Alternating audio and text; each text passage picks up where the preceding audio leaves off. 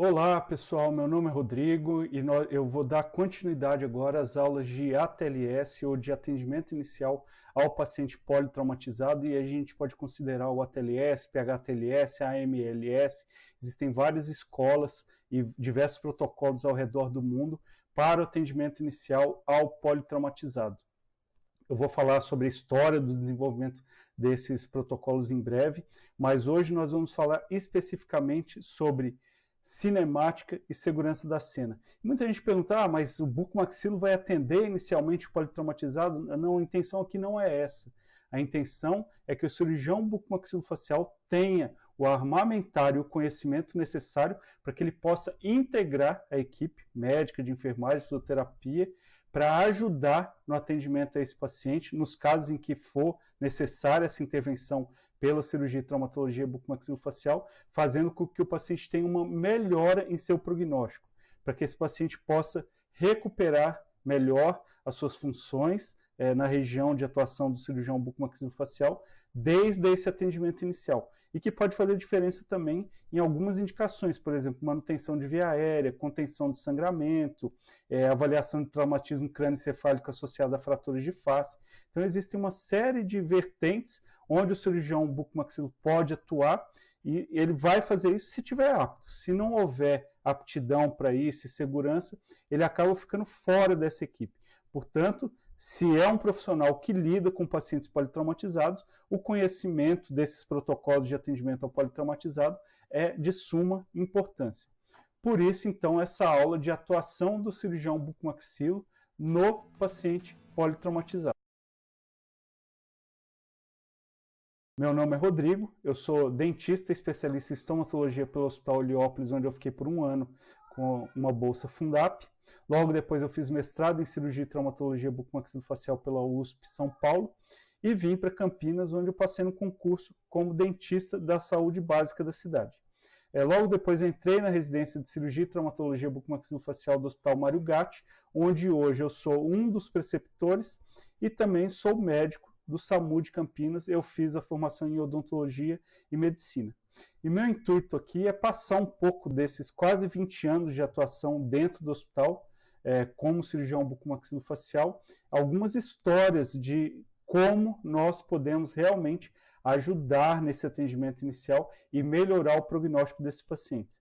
Desde sangramentos em fraturas sagitais de maxila ou fraturas de face, ou de pacientes que vieram a óbito, um caso com infecção, outro caso com politrauma por uma dissecção de vasos de pescoço, e que nós fomos questionados sobre esse óbito depois, e graças a uma ficha de ATLS muito bem preenchida por mim, como residente, com todos os critérios de avaliação, todas as regiões, acabamos por ser absolvidos realmente de uma lesão que estava presente, mas oculta, não foi vista por ninguém no atendimento, e torna-se aí, no caso, o paciente politraumatizado, ele pode ser uma caixinha de surpresa e vir a óbito em suas mãos e você simplesmente, da onde veio isso, né? Por isso essa avaliação inicial é tão importante que se faça essa descrição, até para que você, além de proteger o paciente, se proteja também, mostrando que o seu atendimento é extremamente adequado e dentro dos protocolos que foram ensinados. Então, durante esses módulos, eu vou contar algumas histórias do que eu já passei, como nós podemos agir e da importância de estar ali ao lado na sala vermelha. Às vezes um paciente com sangramento em face, uma prótese quebrada na boca, com obstrução da via aérea, a dificuldade do médico emergencista em retirar essa prótese, principalmente com o advento do uso dos implantes, a contenção de sangramentos na região orofacial, que para muitos médicos torna-se difícil. A presença do buco ao lado pode garantir a contenção desse sangramento, evitando uma hipovolemia ou até mesmo um choque e preservando a via aérea desse paciente que estava se engasgando com tanto sangue e formação de coágulos. Então, uma série de exemplos em que vocês vão ver que sim, é importante que vocês que, a partir do momento que se dispõem a atender um politraumatizado, tem que ter ciência de que esse conhecimento é fundamental. Então vamos iniciar a aula de hoje. Nós vamos falar sobre segurança da cena e cinemática, e aqui é um deslocamento no SAMU, eu filmando, né? Esse deslocamento é para uma cena de desmoronamento, com múltiplas vítimas soterradas e em óbito, atendimento conjunto bombeiros, polícia civil, polícia militar. Deixa eu parar aqui. Aqui um acidente de carro. O grupo avançado de resgate dos bombeiros, o GRAU, SAMU, naquele caso do desmoronamento, e pensar que ali, por exemplo, existiam 3 vítimas em óbito e outras várias com possibilidade de lesões graves. Por quê? Porque se existem 3 óbitos na mesma cena, no mesmo local, e todas foram atingidos pelo mesmo tipo de estrutura, claro, com uma cinemática diferente, mas quer dizer que os traumas foram extremamente severos. Então essas vítimas que estão vivas, por mais que elas estejam andando na cena ou aparentam estar muito bem, elas devem ser consideradas vítimas graves, bastante graves, e passar por exames minuciosos, inclusive exames de imagem como tomografia ou qualquer outro tipo de exame que não é o cotidiano nos hospitais, porque para investigar realmente essa possibilidade da presença de lesões mais graves que pode levar à morte em um tempo razoável logo após a entrada do hospital. Então, sempre lembrar, por exemplo, um acidente de carro igual a esse, se tem uma vítima em óbito dentro da cabine, quer dizer que todos os outros que estavam juntos, seja motorista, passageiro, foram submetidos ao mesmo tipo de energia, ao mesmo tipo de cinemática, provavelmente, ou muito próximo daquela vítima que foi a óbito. Isso quer dizer que todas as vítimas que estão ali devem ser consideradas graves. Isso é importante, por exemplo, quando o residente vai passar o caso, ele fala, chefe, esse paciente foi vítima de agressão física. Tá, mas que tipo de agressão? Foi só um murro, um tapa, ou foi uma paulada, vários chutes, várias pessoas ao mesmo tempo? Onde foi essa agressão? Só tem a fratura em face mesmo? Vítima de agressão física com fratura em mandíbula, em ângulo, corpo? Não é por aí. Para e vamos começar de novo. Vítima de agressão física por uma paulada, uma garrafada, um murro, com fratura de mandíbula, porém sem traumatismo crânioencefálico, sem trauma em costela, tórax, trauma abdominal, está tudo livre, né? Então a visita, essa visão, ela tem que ser mais completa. O que eu percebo é que a passagem de caso dias após o paciente estar evoluindo, claro que não vai ficar repetindo isso toda hora, mas na avaliação inicial falta muitas vezes esse critério de imaginar que não é só o trauma localizado que nós estamos lidando, são pacientes normalmente, a maior parte das vezes, politraumatizados. Queda de moto, atropelados, agressões físicas, queda de altura, uma série de comorbidades, acidentes automobilísticos que geram, além do trauma de face, trauma em outras regiões também. Por isso é tão importante que isso seja investigado. Quando nós falamos em cinemática, essa cinemática é que vai nos dar as pistas para o diagnóstico desse paciente. O que aconteceu de fato? Mais gente morreu na cabine, como eu falei, um potencial, essa energia que estava presente no acidente foi muito grande para matar uma pessoa. Então, provavelmente, essa outra vítima que estava ao lado, ele tem uma tendência enorme de ter lesões graves. Então, isso precisa ser realmente muito investigado. Nós temos uma fórmula. Vou voltar aqui, né? A fórmula da energia cinética, que a energia cinética é igual a massa vezes velocidade ao quadrado sobre 2. Aqui é muito importante a gente lembrar que a massa é muito importante, foi atropelado por um ônibus. É baixa velocidade, estava saindo do ponto e pegou em baixa velocidade, mas olha a diferença de massa. Um ônibus e uma pessoa. Então esse paciente, independente, ele pode estar andando no local. Ele é uma vítima grave, ele tem que ser avaliado de forma criteriosa, minuciosa, e essa avaliação ela é repetida. Tá? Ela não para ali, o médico liberou, bucomaxilo, vem aqui, pode suturar. Você está com esse paciente, você tem que estar atento. Ele pode ter um hematoma, chegou Glasgow 15, mas bateu a cabeça. Pode fazer um hematoma extradural e evoluir para diminuição de nível de consciência durante seu atendimento. Pode ter um sangramento, uma fratura de bacia, que às vezes passou desapercebido, está com uma dorzinha no local, está sangrando, ninguém vê, esse paciente começa a fazer hipotensão, rebaixa o nível de consciência, então são vítimas graves, tem que ser avaliadas minuciosamente. Se você pegar uma história dessa, pode ir refazendo todo o protocolo da TLS, o ABCDE, para ver realmente se não existe possibilidade da vítima ser mais grave. Então, sempre pensar na diferença de massa e principalmente na velocidade. Aí sim, nós falamos de energia cinética igual a massa vezes velocidade ao quadrado. Então, a velocidade é o item mais importante na formação da energia cinética. Você fala, foi atropelado por uma bicicleta. Qual a velocidade da bicicleta? 60, 70 por hora? Vítima grave, não tem como. A energia envolvida nesse choque é muito grande. Provavelmente as duas vítimas vão ter lesões que podem levar a sequelas ou ao óbito em pouco tempo. Então, tem que ser avaliadas como possíveis vítimas catastróficas que não evoluirão bem se você não tiver as medidas iniciais adequadas. Então, nós falamos aqui anteriormente da segurança da cena, só para lembrar vocês que segurança de cena é muito importante, por exemplo, no caso do desmoronamento, aquele paciente que está ali embaixo, você está socorrendo, em algum momento pode haver desmoronamento de mais materiais naquela região e todo mundo que está ali socorrendo pode virar vítima também. Então, tomar cuidado, a cena, a segurança da cena é o principal, é o que deve ser feito de imediato. Aqui, por exemplo, uma estrada vicinal.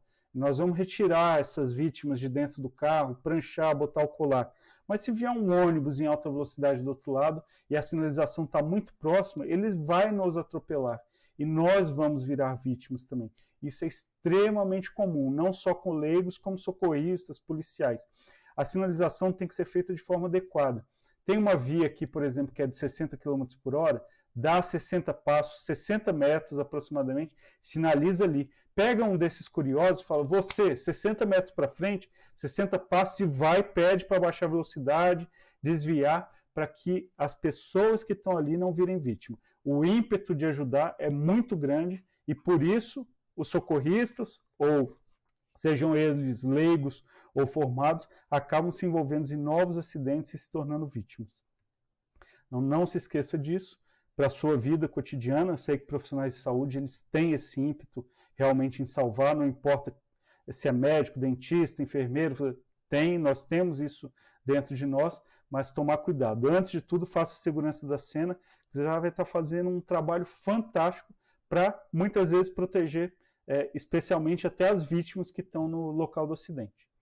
A cinemática e, por último, a história do trauma, né? O tempo de trauma que esse paciente teve, quanto tempo aconteceu, às vezes ele tem outro hospital de menor porte, foi feita a avaliação inicial, já está 12 horas, evoluindo bem, Glasgow 15, você começa a ficar mais tranquilo, né? Nível de consciência normal, sem dores, respirando bem.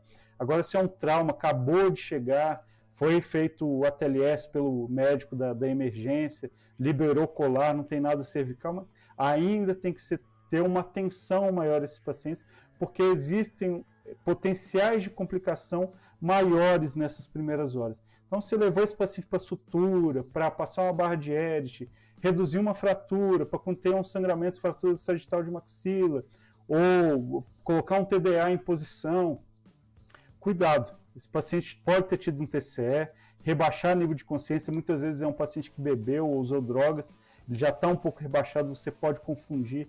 É melhor manter um oxímetro para ver frequência cardíaca, saturação, de vez em quando estimular esse paciente para que não se perca realmente numa sala de sutura, por exemplo, paciente que não está monitorizado, alguns parâmetros que podem dar indícios de um sangramento ou de um TCE com rebaixamento, ou um problema respiratório, um pneumotórax que foi se desenvolvendo, ou deslocamento de um tromboembolismo pulmonar, uma série de fatores que é importante que você esteja em cima do paciente.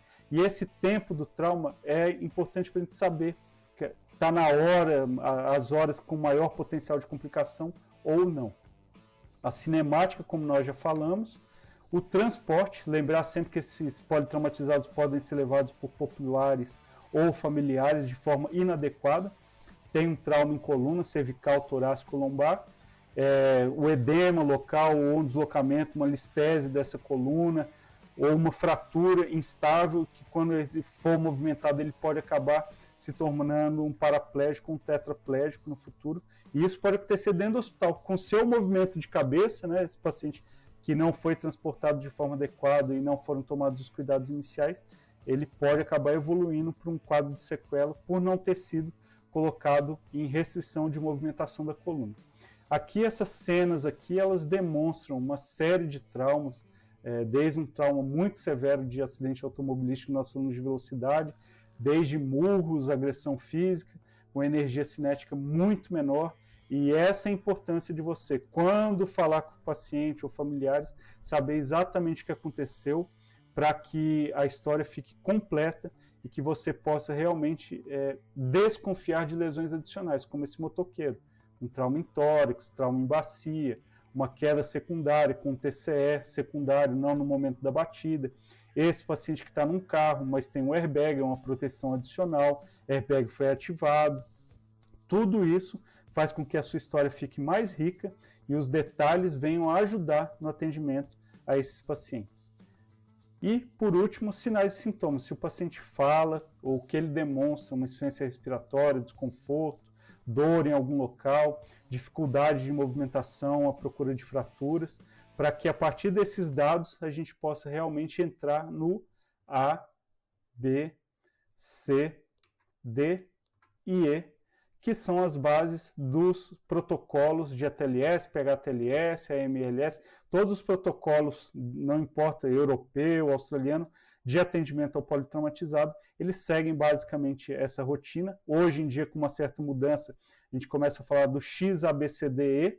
O X seriam para lesões ensanguinantes, em que o paciente pode vir a óbito rapidamente porque sangrou excessivamente. Então, você já pode chegar a garrotear, cuidar dessa lesão ensanguinante.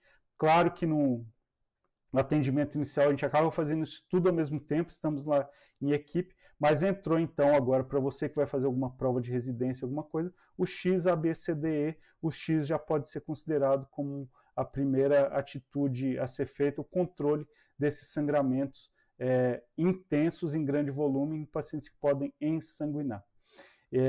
Eu aguardo vocês na próxima aula, a gente vai começar a falar na próxima aula sobre vias aéreas. Um resumo básico de como se cuidar, como nós podemos nos portar com esses pacientes e um exemplo de como eu já ajudei como bucomaxilofacial a salvar um paciente de uma traqueostomia porque tinha sangramento na via aérea e como é que a gente fez para conter o sangramento e esse paciente não teve que ser entubado, não teve que fazer crico ou traqueostomia, porque houve realmente atuação do bucomaxilo na cena. Vai ver como nós somos realmente importantes dentro do pronto-socorro. Um grande abraço e até a próxima aula. Tchau!